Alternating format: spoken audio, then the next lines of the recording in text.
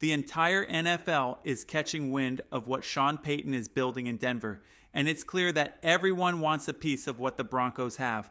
Recent reports show that free agents who could have gotten bigger offers elsewhere have turned them down to join the Denver Broncos. This is an incredibly positive sign for the future of the team. Speaking of big moves, we've seen some wild trade speculation surrounding Courtland Sutton.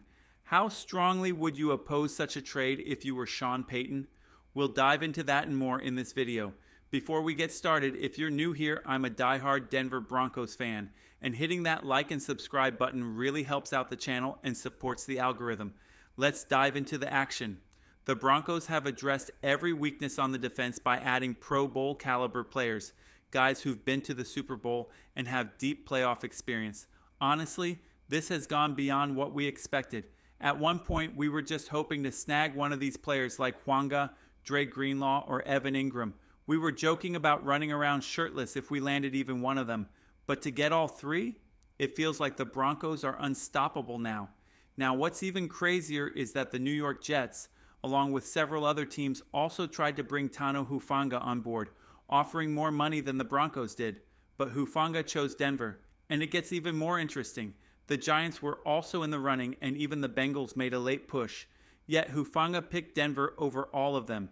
New York's mega market, the Giants, and the Bengals. That's a huge win for the Broncos. On top of that, we've got Dre Greenlaw, who's one of the most talented inside linebackers in the entire league. When healthy, of course. The Colts, Lions, and even the 49ers were all pursuing him, but Greenlaw chose Denver over those teams too. And let's not forget Evan Ingram, who visited the Chargers. The Chargers were a higher seed than us last year, and everyone's been talking about Jim Harbaugh and his khaki pants. But even with all that, Ingram picked the Denver Broncos over them. That's a huge statement. This is all incredibly exciting, and it's clear that what's being built here in Denver is something truly special. The future looks bright, and it's only going to keep getting brighter. Finally, we're hearing that Coach Brandon Jordan, a top-tier pass rush coach, is part of the Broncos' efforts. Players are paying to work with him in their off time, which speaks volumes about the level of talent and coaching available to the team. It's all coming together in Denver, and the sky's the limit. Coach Brandon Jordan has worked with some of the top players in the league, including Von Miller, Nick Bonitto, and Zach Allen. Recently, he shared an impressive highlight reel of Nick Bonitto, showcasing his exceptional performance this year. Jordan highlighted Bonitto's 14.5 sacks, stating that at times, Bonitto outperformed elite pass rushers like Nick Bosa and Myles Garrett. Jordan even went on to say, "You haven't seen anything yet." Bonitto in response quote tweeted that post and added, "Fingers crossed, this is just the beginning." This is an exciting sign for the Broncos, as it indicates they're making another smart move, similar to the one made last offseason with Patrick Surtain. Hopefully by training camp, we'll be celebrating another brilliant move by the Broncos, locking in Nick Bonitto long term. If the Broncos can secure him now, it could be just as successful as the Surtain deal, which has already proven to be a masterstroke. We locked up Sutton for 4 years, and he's now the fourth highest paid cornerback in the NFL, just a season after the deal was signed. This is a testament to the brilliant work of Sean Payton and George Paton. They've created a culture that players want to be a part of, and that's a huge win for the team. In other news, there's an interesting article circulating that suggests the Denver Broncos could trade up in the draft.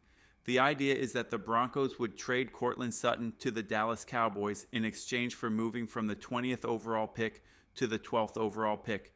The Cowboys would pair Sutton with CeeDee Lamb, possibly alongside a healthy Dak Prescott. Cowboys fans seem ecstatic about the idea, with many of them already excited about the potential impact. So what do you think? How would you feel about trading Sutton to move up 8 spots in the draft? Sutton, who's 30 years old, is approaching the stage in his career where wide receivers often start to decline. He's also due for a new contract next year, which makes this an even more interesting decision. Personally, I think the big takeaway here is how far the Broncos have come. Not too long ago, we were the team looking to make bold moves to become relevant again. Now other teams are eyeing our players, and that's a great sign for the future. As much as I love Courtland Sutton, especially after seeing him courtside with Bo Nix at a Nuggets game recently, moving up in the draft could be a smart move. I feel confident about our tight end position, and with Sean Payton in charge, I trust that he has 3 strong options for the 20th overall pick. At least one of those players should be available, and this move could set the Broncos up for even more success. We need to be rooting hard for Shedeur Sanders, Jackson Dart, and Cam Ward to go in the top 20. We also need to cheer for an offensive lineman to be picked in the top 20. If that happens, we could see a fantastic tight end, running back, or wide receiver fall to us at pick 20.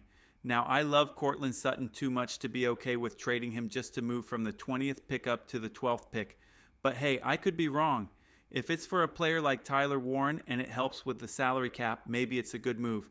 And if Sean Payton fully trusts what Devin has in the works, that could be the right call. But I'm curious to hear what you all think, because the comment section here is usually on point, aside from the occasional hater. Overall, you all are the best. There's an interesting article over at Broncos Wire that went through the best remaining free agents. We're kind of in that slow period right now, with the NFL draft just a month away. We'll be live streaming the draft when it happens in Green Bay, Wisconsin. It's that in-between time where the Broncos didn't make many moves last year either. It wasn't until after the NFL league meetings scheduled for next week on the 30th that we saw a flurry of activity. That's when we added Josh Reynolds. So if these free agents remain available a little longer, the Broncos could get them for cheaper. We've already covered most of these players, but there are a few under-the-radar options I want to touch on. First up, I think my number 1 pick for a free agent signing would be J.K. Dobbins. After that, I'd go with Amari Cooper, then Keenan Allen. But there are a couple of wide receivers we haven't talked much about, and I want to bring them up: Elijah Moore and Tyler Lockett. Elijah Moore is an intriguing name, especially given the dysfunction he's dealt with, playing for the Jets and the Cleveland Browns. He's only 24 years old, which is a great sign for his future. Compare that to Tyler Lockett, who's 33, and it makes you think, why haven't we been talking about Moore more? Elijah Moore hasn't had a breakout year in a while, but he's an intriguing option. This will be his 5th year in the NFL, and he'll be walking into the best quarterback situation he's ever had. Playing for the Browns without Deshaun Watson and going through the quarterback carousel with the Giants certainly weren't ideal situations. Despite that, he's shown flashes of his potential, with impressive yards after the catch and playmaking ability in space. I really like the fact that he's still young, and given that he hasn't been a top-tier wide receiver, you could probably get him for a more affordable price compared to someone like Keenan Allen. I see this as a similar move to what the Broncos did with Josh Reynolds last offseason. If the Broncos make a move for Moore right after the league meetings, it could be a smart play. His ability after the catch is something to note, and I remember seeing some highlights on Hard Knocks that showed him as a serious threat with the ball in his hands. While he's not quite on the level of a Deebo Samuel, there are certainly some similarities there. The other name to consider is Tyler Lockett, who had some incredible years with the Seattle Seahawks, including multiple 100-catch seasons, but over the past couple of years, his production has dropped significantly, which may be why the Seahawks decided to move on from him. Even so, Lockett had some truly spectacular seasons with Russell Wilson, making wild one-handed catches and showcasing his elite ability in traffic, similar to Courtland Sutton in that regard. The downside is that Lockett is 3 years older than Sutton, which raises some questions. If Seattle moved on from him, there's likely a good reason for that. It's a sign of how far the Broncos have come that teams are eyeing our players, and the future is looking brighter than ever. We're young, hungry, and next season will be even better than this one, and that's something we can all truly believe in.